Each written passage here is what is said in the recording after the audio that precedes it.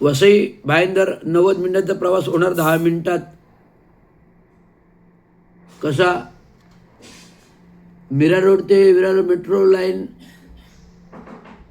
6व्या मार्गाचा एक डबल डेकर पूल उभारण्याची योजना आखली जात आहे आणि भाईंदर आणि वसई शहराला जोडणार हा पुलाचे 90 मिनिटाचा प्रवास केवळ 10 मिनिटांमध्ये होणार आहे. त्यामुळे वसई भाईंदर 90 मिनिटाचा प्रवास 10 मिनिटात होणार आहे. भाईंदर विरार मेट्रो 13 मार्गिकेचा सुधारित आराखडा सादर.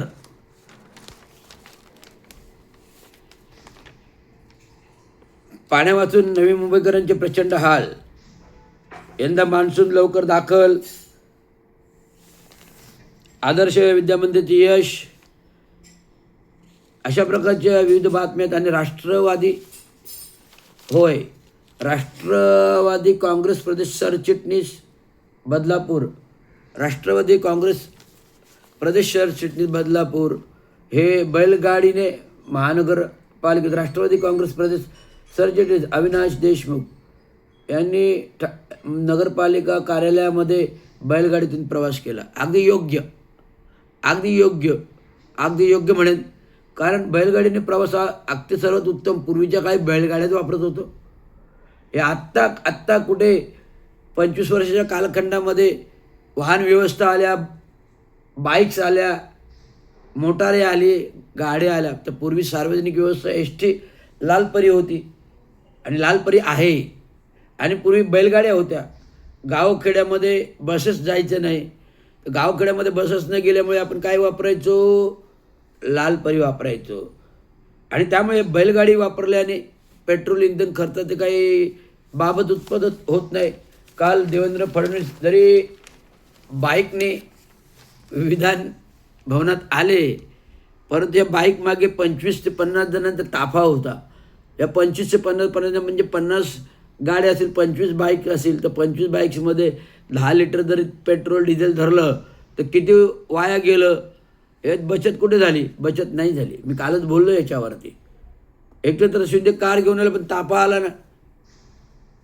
आज प्रत्येकाच्या घरावर सिक्युरिटी आहे. मंत्री महोदयांच्या, मुख्यमंत्री, उपमुख्यमंत्री, सरकारी मुंबईच्या कार्यालयामध्ये आणि राहतात त्या ठिकाणी नागपूर, ठाणे जिल्ह्यामध्ये यांना सेवा आहे. पुण्यामध्ये यांना सिक्युरिटी आहे.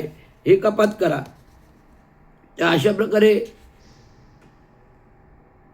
माल डब्या ज्या आहेत रेल्वेचे त्याचे ज्येष्ठ डब्यामध्ये रूपांतर करा.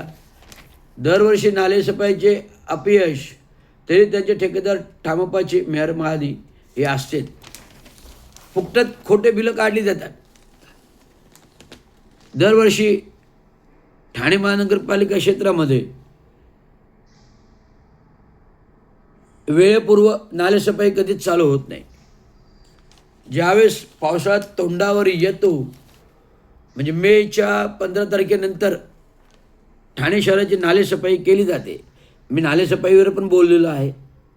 जिथे जिथे विकासाच्या भूखंडाअंतर्गत, जिथे जिथे विकासकांच्या बाजूने, जिथे जिथे विकासकांच्या भूखंडाअंतर्गत विकासाच्या बाजूने नाले जातात, असे नाले त्याच विकासकांनी कॉम्प्लेक्सने साफ करावायचे असे आदेश महानगरपालिकेने शहर विकासला द्यावेत, आयुक्तांनी शहर विकासला द्यावेत आणि शहर विकासने त्या विकासकांना द्यावेत.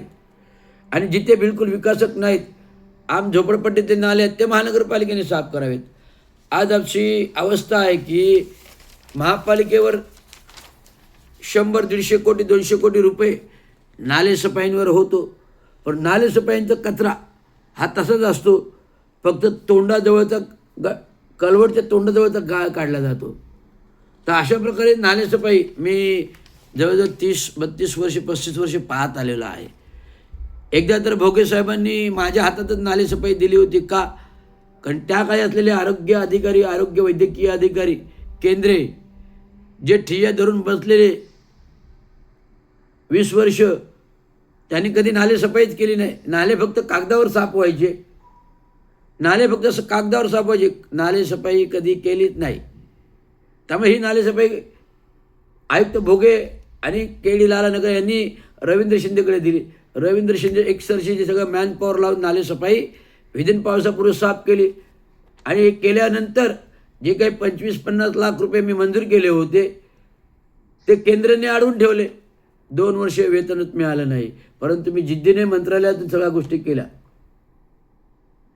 म्युनिसिपल कर्मचारी कामगार सेनेच्या प्रयत्नांना यश. वारसा नियुक्तीला आयुक्त अभिनव योजना यांनी दिली मंजुरी. आता कोण आणि कोण बरे कोणाला सांगे.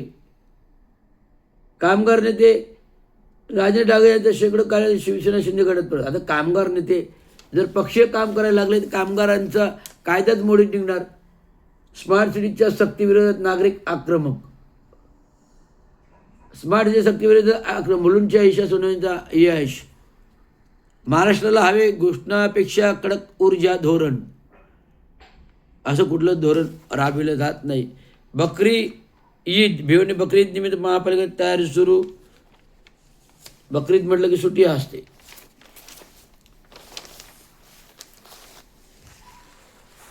या अशा प्रकारच्या बातम्या आहेत.